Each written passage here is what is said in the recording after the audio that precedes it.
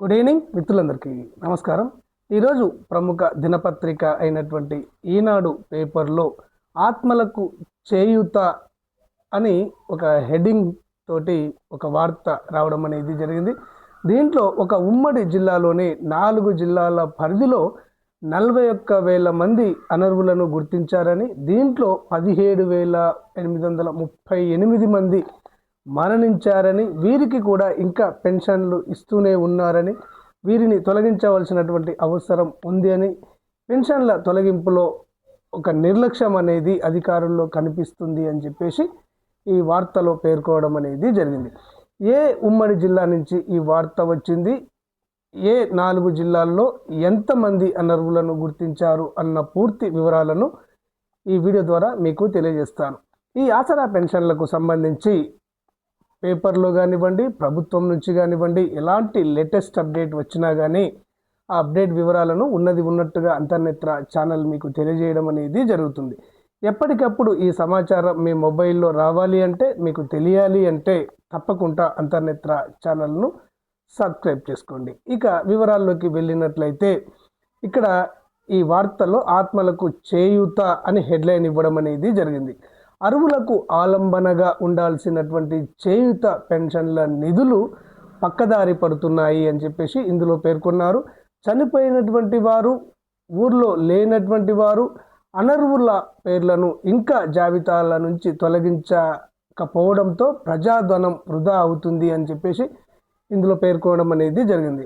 ఇక్కడ కరీంనగర్ ఉమ్మడి జిల్లాలో ఏకంగా 17,838 మంది పెన్షన్దారులు మరణించినట్లుగా అధికారిక నివేదికలు వెల్లడిస్తున్నాయి. అయితే ఉమ్మడి జిల్లా వ్యాప్తంగా కొత్త పెన్షన్ల కోసము 60,000 మంది ఎదురు చూస్తున్నారు. అరువులకు ఇవ్వకుండా అనర్వులైనటువంటి చనిపోయినటువంటి వారికి పెన్షన్లు జమ కావడంతో అనేక విమర్శలు వస్తున్నాయి అని చెప్పేసి ఈ వార్తలో పేర్కొన్నారు.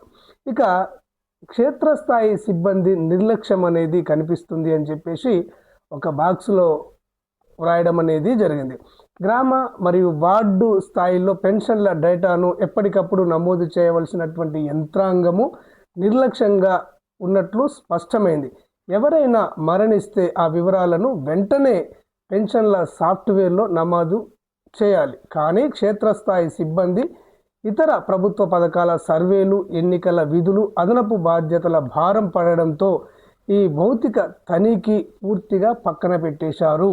ప్రభుత్వం బయోమెట్రిక్ విధానాన్ని తెచ్చినప్పటికీ వృద్ధాప్యం వల్ల చాలామందికి వేలిముద్రలు పడడం లేదు. దీనిని ఆసరాగా చేసుకొని నామినీ విధానాన్ని వాడుతూ కొందరు అక్రమార్కులు చనిపోయినటువంటి వారి పెన్షన్లను కూడా విత్డ్రా చేసి జేబులు నింపుకుంటున్నారు.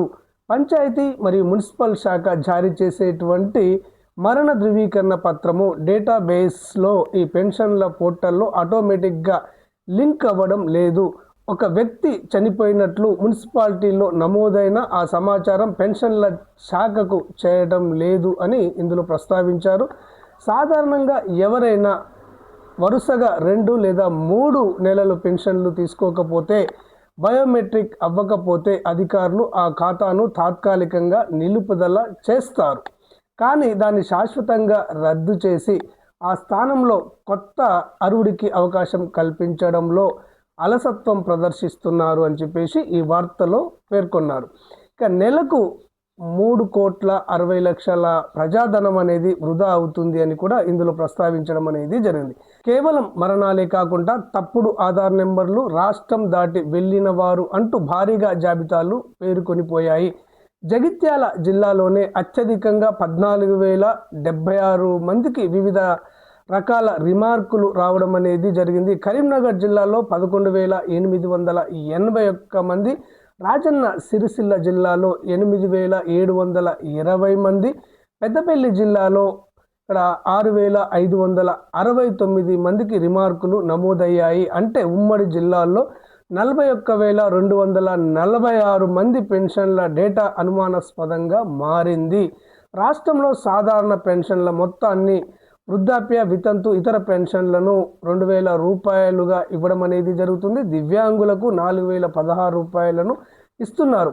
కేవలం చనిపోయినటువంటి వారి డేటా ఆధారంగా 17,838 మందికి కనీస పెన్షన్ను 2016 రూపాయల చొప్పున లెక్కించినా కానీ నెలకు 3,06,00,000 రూపాయల ప్రజాధనం అనేది వృధా అవుతుంది. వీరి పెన్షన్లను ఇమీడియట్గా తొలగించినట్లయితే ఈ ధనం అనేది ఆదా అవుతుంది అని చెప్పేసి ఈ వార్తలో పేర్కొనడం అనేది జరిగింది.